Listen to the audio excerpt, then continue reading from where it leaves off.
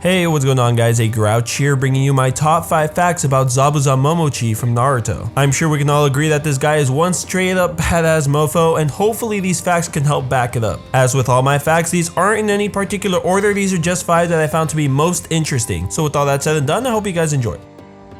Number 5. During Yagura's term as the 4th Mizukage, the village hidden in the mist began a new but brutal practice which involved pinning all of the village's academy graduates together and forcing them to fight to the death as their final exam. Those who were seen as exceptionally skilled students were named as prime candidates for the 7 ninja swordsmen. Zabuza was the last to graduate in this way. At just the age of 9, he managed to kill over 100 students, earning him the title of Demon of the Hidden Mist. His reputation continued to grow over the years after becoming a member of the Anbu Black Ops and eventually joining up with the 7 swordsmen. He later came across Haku, who he took under his wing and trained to become his ultimate weapon. Sometime after that, Zabuza made an attempt to assassinate the 4th Mizukage, but the operation was a failure and he was forced to flee the Mist Village, bringing along Haku and his 2 followers, the Demon Brothers. They then began to work as mercenaries, with their goal being to gather funds in order to attempt a second assassination attempt.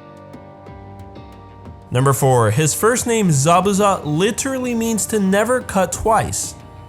As for his last name Momochi, it may actually be a reference to a famous ninja known as Momochi Sandayu, although his name is spelled slightly different in kanji. Momochi can also translate to peach soil. This seems to follow a naming tradition, as all but only one of the known swordsman members have their last names derived from a type of produce.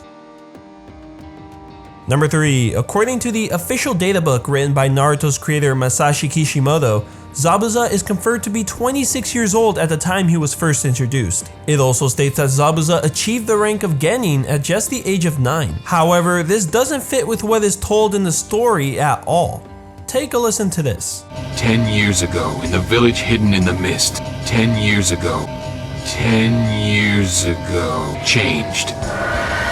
1 year before, a dark evil had filled the school with terror. So, according to the story, it was 11 years ago that Zabuza brutally killed 100 students. If we go off the official databook, Zabuza would have been at least 15 years old at the time, which is about the age of most characters in Naruto Shippuden. Most likely, this is something that Kishimoto overlooked, but so far he's done nothing to go back and correct it. Number 2. Zabuza is one of 3 ninja known to have at one point owned the Executioner Blade, the earliest owner being a previous 7th swordsman member known as Juzo, as well as the most recent owner, Suigetsu. It could also be said that the blade had 4 owners, the 4th being a crime boss known as Tenzen, although this is only true in the anime. This giant blade has the ability to regenerate itself using the iron harvested from the blood of its victims. The regeneration process takes place almost instantaneously and can fix the blade no matter how damaged it is.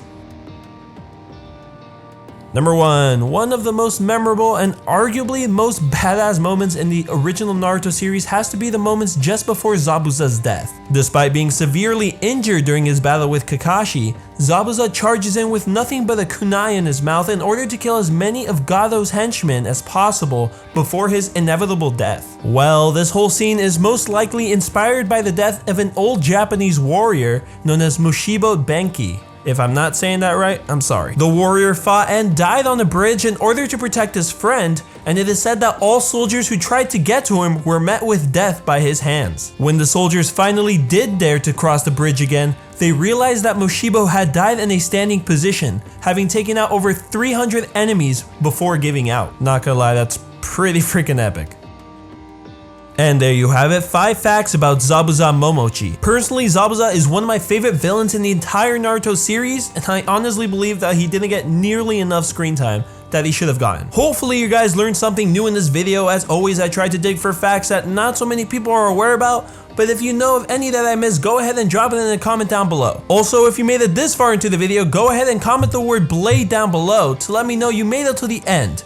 And as always, if you enjoyed this video, I'd appreciate it if you could tap that like button if you enjoyed, and subscribe for future videos. If you have an idea for a top 10, leave a comment down below. I make top 10s of just about anything. And with that being said, I'll thank you for watching. I'll see you next time.